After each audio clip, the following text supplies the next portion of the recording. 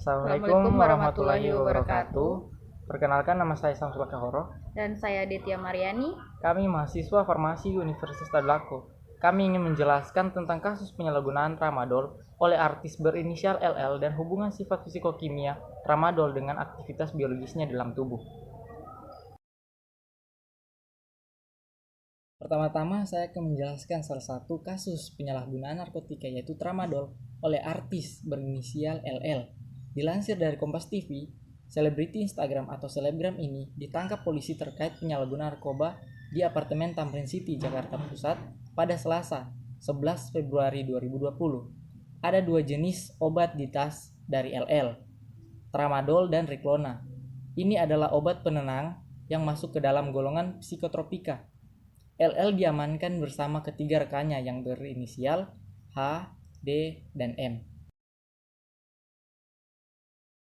Oke, selanjutnya saya akan menjelaskan obat tramadol secara umum. Tramadol merupakan obat analgesik opiat lemah. Obat analgesik adalah obat yang mempunyai efek menghilangkan atau mengurangi rasa nyeri tanpa hilangnya kesadaran. Obat analgesik bekerja dengan meningkatkan ambang nyeri. Analgesik opiat meliputi obat analgesik yang berasal dari opium, senyawa semisintetik mirip morfin, dan senyawa sintetik yang memiliki efek mirip morfin. Obat ini diindikasikan untuk nyeri sedang hingga berat. Tramadol mudah larut dalam air dan metanol. Dalam hal ini berarti tramadol memiliki sifat hidrofilik, yang dimana obat yang bersifat hidrofilik lebih susah dalam menembus membran biologis, sehingga jumlah obat yang berkaitan dengan reseptor sangat sedikit dan efeknya juga kecil. Tramadol memiliki nilai pKa 9,1. Nilai pKa ini berhubungan dengan fraksi obat terionisasi dan yang tidak terionisasi dari obat yang bersifat asam dan basa lemah. Tramadol termasuk obat yang bersifat asam lemah. Pada obat yang bersifat asam lemah, dengan meningkatnya pH, sifat ionisasi bertambah dan bentuk tak terionisasi bertambah kecil, sehingga jumlah obat yang menembus membran biologis semakin kecil juga. Akibatnya, kemungkinan obat untuk berinteraksi dengan reseptor semakin rendah dan aktivitas biologisnya semakin menurun. Koefisien partisi tramadol adalah 1,35. Tramadol memiliki koefisien partisi yang terbilang cukup kecil. Nilai koefisien partisi ini berkaitan dengan jumlah obat yang dapat diabsorpsi.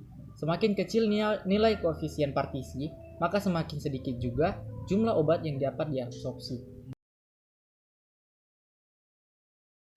Selanjutnya, saya akan menjelaskan farmakodinamik dari obat tramadol.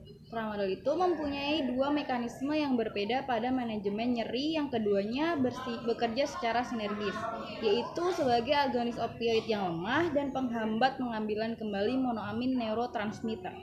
Namun, obat ini memiliki keterbatasan berupa efek samping, yaitu sedasi, mual muntah, dan depresi pernafasan, dan dapat juga disalahgunakan sebagai obat penenang. Saya akan menjelaskan sedikit proses dari farmakokinetik tramadol. Yang pertama adalah absorpsi. Tramadol termasuk dalam obat yang bersifat asam lemah, sehingga diabsorpsi di dalam lambung. Sifat kimia dari tramadol mempengaruhi proses absorpsinya pada membran biologis. Berdasarkan penjelasan sebelumnya, dapat disimpulkan bahwa tramadol adalah salah satu obat yang sulit menembus membran biologis, sehingga membutuhkan waktu yang cukup lama agar dapat memberikan efek.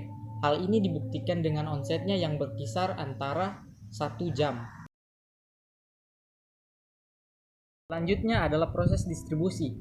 Tramadol terdistribusi dengan cepat setelah pemakaian intravena, dengan distribusi waktu paru pada fase awal selama 6 menit, setelah fase distribusi yang lebih lambat dengan waktu paru selama 1,7 jam.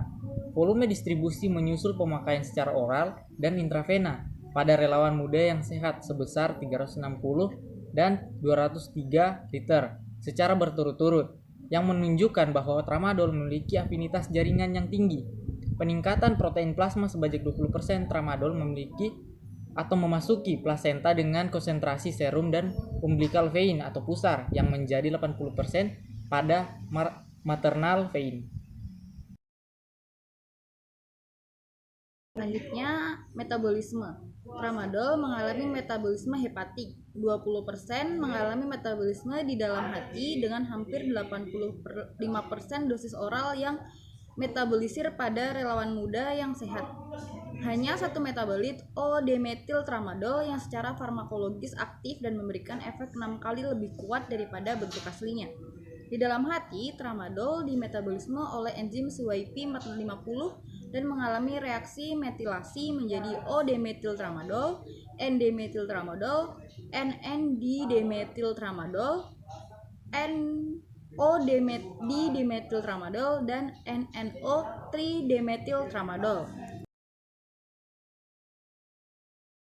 Setelah pemberian secara oral tramadol pada manusia, sekitar 90% tramadol diekskresi melalui ginjal dengan 10% yang muncul pada feses. Ekskresi tramadol yang tidak berubah pada relawan sehat, yaitu sekitar 16% setelah pemakaian intravena dan sebesar 13% setelah pemakaian secara oral, yang menunjukkan bahwa sekitar 85% dosis mengalami metabolisasi. Ekskresi ginjal secara kumulatif pada relawan sehat yang muda sekitar 7,5%.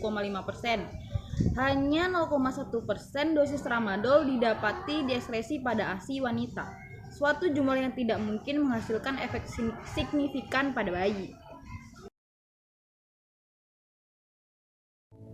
Oke, sekarang saya akan menjelaskan mengapa tramadol banyak disalahgunakan.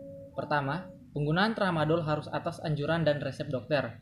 Tramadol seringkali disalahgunakan karena dapat menimbulkan rasa tenang, halusinasi, dan melayang. Jika dikonsumsi jangka panjang, tramadol dapat menimbulkan kecanduan, seperti halnya narkotik, dan dapat menimbulkan gejala efek samping bila mengkonsumsinya, seperti diare, depresi, sakit kepala, gemetar, serta halusinasi. Namun, efek kecanduan obat tramadol tidak sekuat dan secepat pada obat golongan narkotik lain.